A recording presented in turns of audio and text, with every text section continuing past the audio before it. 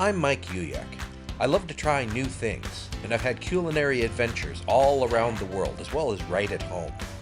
I've had really wonderful food, as well as some really horrible food. I'd like to share some of my adventures with you, and we'll see if I have what it takes to fix whatever goes wrong. This is Recipe Redemption.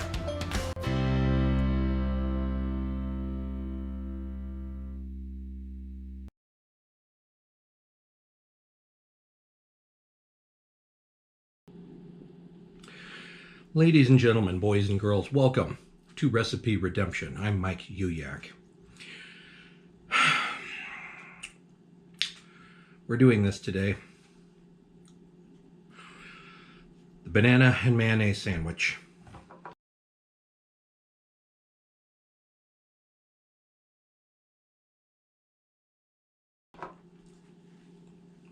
Not a whole lot to it.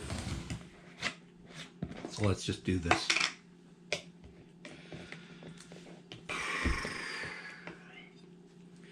I sometimes wonder if the internet is trolling me, and some of the things that I find out there don't really exist and should never be made because they're just a prank. Hard to tell.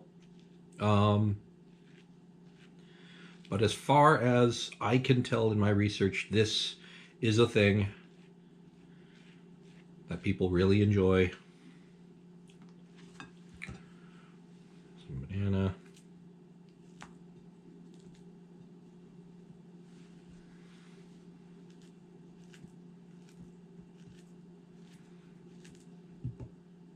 That's plenty. I don't really need to pile it on. It just needs to, well, okay, get good coverage. If you're going to do a thing, be thorough. So, banana mayonnaise sandwich. Okie dokie.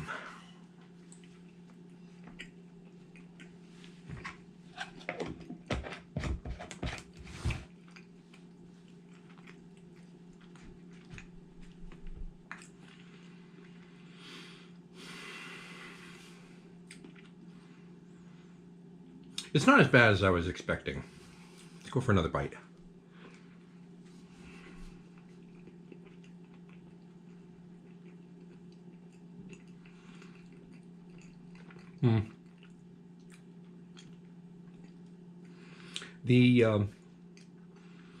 There's not as much vinegar in mayonnaise.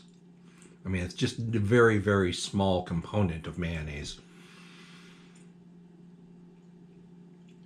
So it's not actually sour, noticeably, like prepared mustard would be. Here I'm thinking of the the ham bananas hollandaise that kicked off this channel. The yellow mustard has a detectable amount of vinegar as one of the components in it. In fact, it's a major component beyond mustard seed. Sorry, this bread is really gummy. And so that vinegar component, when combined with the fruitiness of the banana, I remember it suddenly combines to make a sour for a rotten fruit flavor that was really, really off-putting. Here, the vinegar is not really there. This is just fat that you are adding to bananas on a piece of bread. That piece of banana was trying to escape there. So it's not much different from any other fat that you might introduce to fruit in a dish in order to give it richness. It does feel like it wants to go in multiple directions at once. I think sprinkling a little sugar on this would take it in a sweet, almost sort of desserty direction. because the mayonnaise has that richness to it and it's on a sandwich, you kind of want it to be savory, but it's not.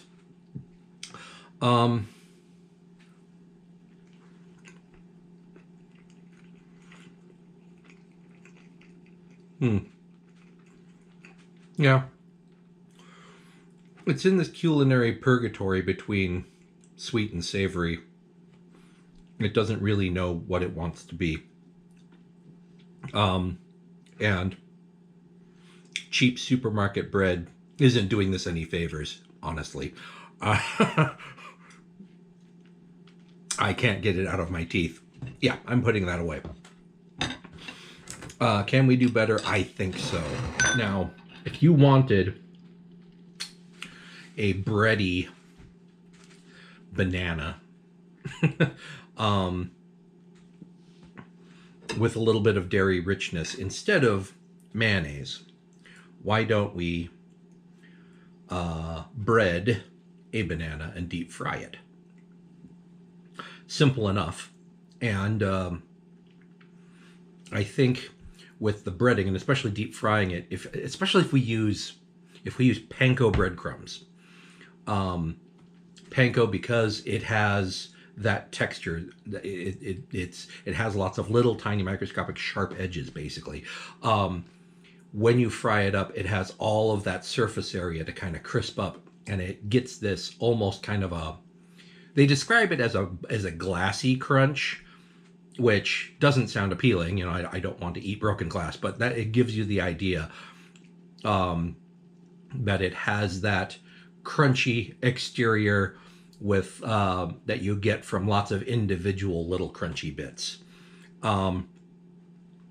I think that will help a lot in sort of countering the inherent mushiness of a ripe banana. So let's try that. Now that you have deep fried your banana, and I may not have mentioned it, but I did use a couple of skewers just to make the process of eating this a little easier. Now that you've done that, there are a number of things that you can do. You could sprinkle it with cinnamon sugar. You could get someone to use bottled caramel sauce and just drizzle some of that. Or, chocolate covered bananas are also a thing. You could get some chocolate sauce or whatever. Enjoy your crispy fried banana.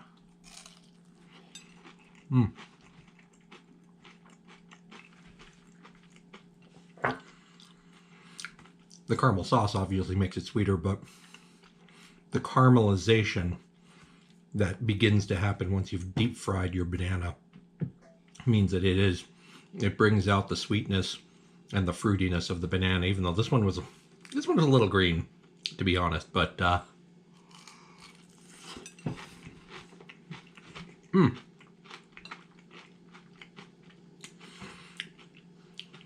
don't have bananas all that often. Chris has a sensitivity to them, so we just don't have them in the house. But this is pretty good, given the choice between the banana and mayonnaise sandwich and this, hands down, I'll choose this.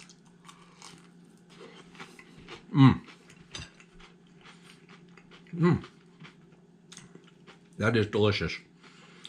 Maybe a little sprinkle of salt would have been nice to amp up the flavor just a little bit, but honestly, that's the only thing I can think of to really improve on this. What do you think? I recommend that you give this a try personally. Let me know how it works out for you. Until next time, I'm going to finish my banana here. I'm Mike Uyak.